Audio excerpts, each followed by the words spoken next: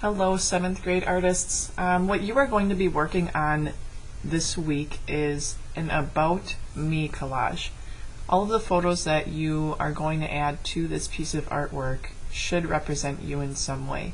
So something to start thinking about is what images will you combine in order to create a collage that helps people understand a little bit about you as a person. So if we look at this example that is up here on the screen, we are going to simply start by creating our background, which is the images that are furthest back in this composition. So if we were to look at this one here as an example, what you'll see is the artist added the background image as mountains with the little river in front, and paint drips in the sky, and also a little bit of text or pages here. So what I would like you to do is choose 3 images that you would like to be in your background. All of these other ones are not considered the background. We can add those in later. But just your background, focusing on that is the main goal for today. When you are ready to start searching for images, you are going to use a website called www.pixabay.com. And the great thing about the photos on this website is they appear as if they were taken by professional artists, so we can find some really cool stuff on here. So if I am an art teacher, what I'm going to start thinking about is, okay, how could I maybe represent myself through images? I might find paint splatters to use for my background as well. I also have a really strong love for travel, so I might include images of some kind of landscape in the background. And then also thinking about one more third image that I could use is going to be the trick here. So maybe I'll include some paint brushes or something like that as well for my 3 photos.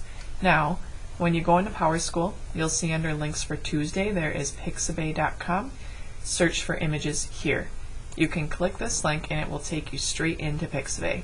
And what you can do is kind of like Google Images. You can search for images by typing in certain words. So I will just start by adding in a really colorful background, maybe paint drips, maybe paint splattered, something like that. So I am going to just type in colorful paint as a start, and maybe that will give me some good ideas.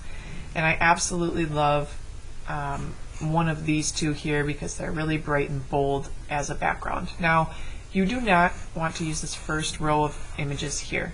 These we would have to pay for. If you scroll down to the second section, that's where you'll find your free images. So what I am going to do is maybe select this one and rotate it once I get it into Pixlr, which is the area where we will be making our collage. So after you have thought about some images and done a little searching, what you can do is go back into PowerSchool and open Pixlr. Pixlr.com is very similar to Photoshop, and it's great because you can edit photos or create digital art. You will click the Create New button that is over on the left hand side in order to create a new piece. And what we are going to do is, right where it says name, we are going to title it our About Me collage, and I would recommend putting your last name in the title as well. We are going to do 500 by 500 for the width and the height, so you can type that into the boxes here. As far as a background, if you would like to have a colorful background, you can click the little tab here with the circle in it, and you can choose a background color. So if I choose this white area, I can move this little circle around and choose a different shade if I'd like. Or I can completely come up with a custom color by using this little rainbow palette down at the bottom and dragging that back and forth. I am going to just do a white background to start, nothing fancy because I'll be using images to cover it up anyway. Once I'm done typing those things in and selecting the background, I can click the blue Create button. When I get in there, this is going to be where I will create my collage. And the nice thing about this is we are simply going to copy and paste our photos into this document. What you'll notice is as you add photos, you have a layer panel over on the right that shows you all of the things you'll be adding to your artwork. So when you add an image, typically that image will be added as a layer of your collage. So start in the back and work your way forward. So I am going to do my background with that colorful photo that I found here on Pixabay. Once I'm ready to drop that into my document, I am going to right click the image, click copy image, go back into Pixlr, and I can either at the toolbar at the top click edit paste or control V on my keyboard. Edit paste, I'll click that, and what it should do is add that image as a layer. Over on my layer panel, if I wanted to, I could click the three dots next to the layer and title this my paint splatter layer, I could call it, and I can type in a name for it. Now what I can also do is I can resize this image once it's in here. So you'll see these little tools on the side, the little boxes. You can click on those and drag to make it bigger or smaller. I can use the circular tool at the top and grab this photo and rotate it, which is also really cool. And what I might do is stick with that because I'm going to put some mountains down here. So I'm going to cover this white area anyway. Otherwise, I could make it bigger if I wanted to in order to cover the whole space. And move that around when I would like to. That's perfect. So now I'm ready to go in and add my mountain layer, which I will do on the bottom here. So if I go back to Pixabay, the search bar is now right up at the top. I can click in mountain range and see what comes up. I love the mountains. I'm a big traveler, so I thought this would absolutely be perfect for my collage. I want to find one with interesting colors. I think that's really fun. But when you get it into Pixlr, you can edit the colors as well. So that's really fun too.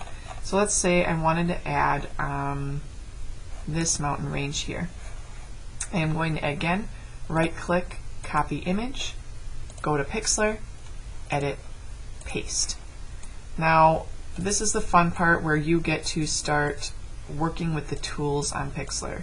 I am going to make this bigger, and I am going to use my eraser tool in order to erase the sky so that you can see my paint splatters in the back. And really quickly I'm going to go over here and just call these my mountain layer, so then I don't get those confused on my layer panel. Now I think I'm going to make this size pretty big. This is looking pretty good. Center that where I would like it. Might drag it down a hair. And then over on the left hand side you'll see all of your tools. You can click the eraser tool. If you hover over it, you'll see eraser pops up. It's a little eraser that looks like it's half black and white. If you click that, there is up on the top an area called brush, and the tool that you click on is this little circle. You can change the size of your eraser. So you can drag this circle back and forth to make that bigger, or you can make it smaller. I can also change the softness of the edge. So I can either do a really harsh edge or a really soft edge. I want something soft because I'm trying to blend two layers. So this is too rough. If I go in and click all the way around, I could use that, but then my mountains are going to look kind of circular and odd. So what I might do is switch my softness and boost that all the way to, I don't know, maybe 43, 50%, somewhere in there. And now I can click around. I have to make sure I'm on my mountain layer because I'm erasing the background of the mountains. And I can go in and click, or I can drag, move my mouse back and forth, and slowly erase the sky of my mountains. Just like that.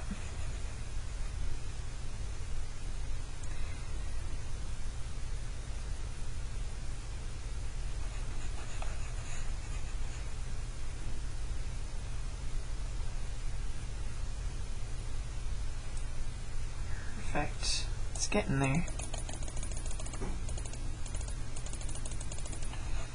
Cool, cool. So now I have my mountain layer and my paint layer. I need one more for 3 images in my background. And if you want to add more artists, please do. I think that would be so cool. I am going to add some paint brushes over on the right side here. So I'm going to go back to Pixabay and type in paint brushes. And I want to choose one that I really like here. I'll go with this image, right click, copy image, edit, paste, and move that to where I would like it. Now, right now I'm still on the eraser tool. So if you need to move this picture, you need to go back to your toolbar and click the arrow button, which is your arrange tool. This allows you to move things, transform, and change the size of your objects. So click that arrow, and then those should pop up in order to change the size, those little squares on the edge of your photo. I am going to make this smaller, and then I am going to, when I am ready, erase the parts that I don't want. So these blend together. I want these images to really look cohesive. So I'll go back to my eraser tool then and click around the paintbrushes in order to blend that into my background.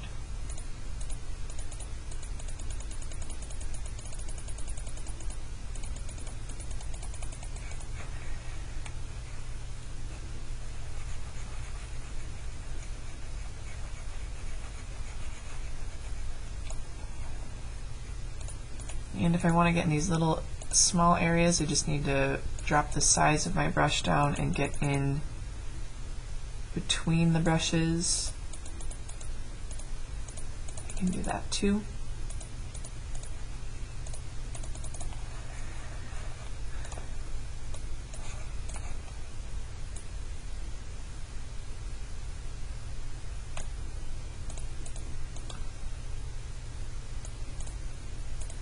Perfect, just like that.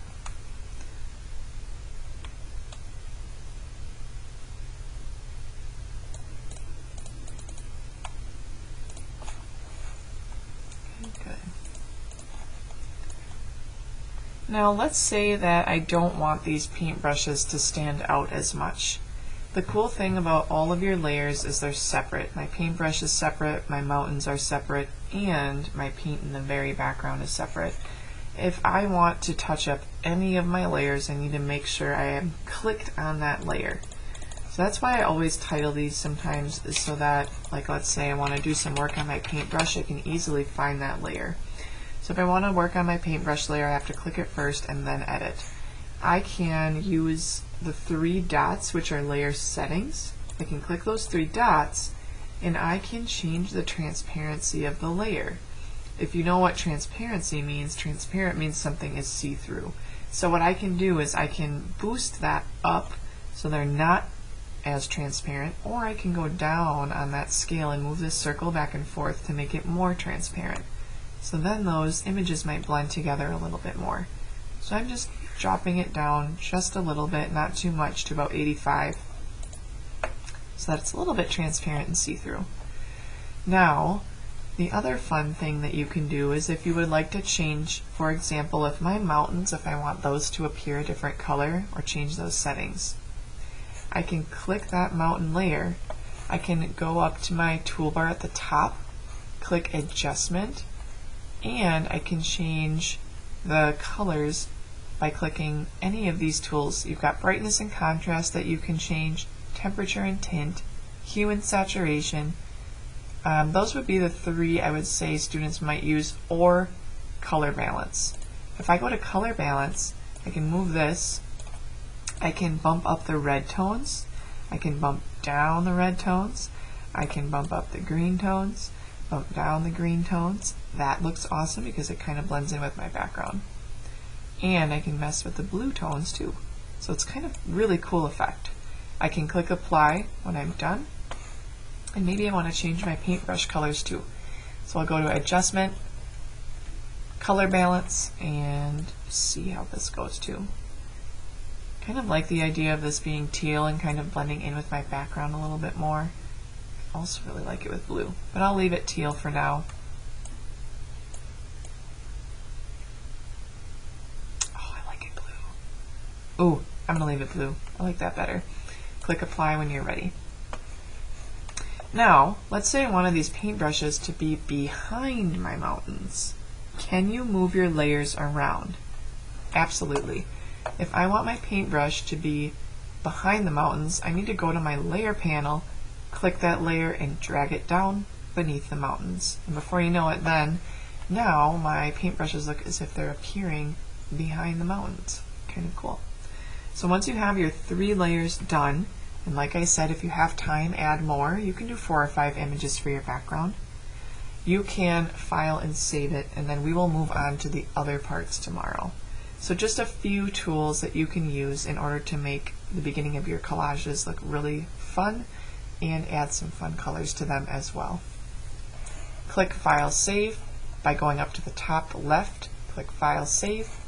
Save it as a PXZ if you would like to continue working on it, and click Download. Then, if you want to save it as an image, you can save it, File, Save as a JPG. Download that to your drive. I would always recommend saving it as both. Then you will be ready to start your next step next class period.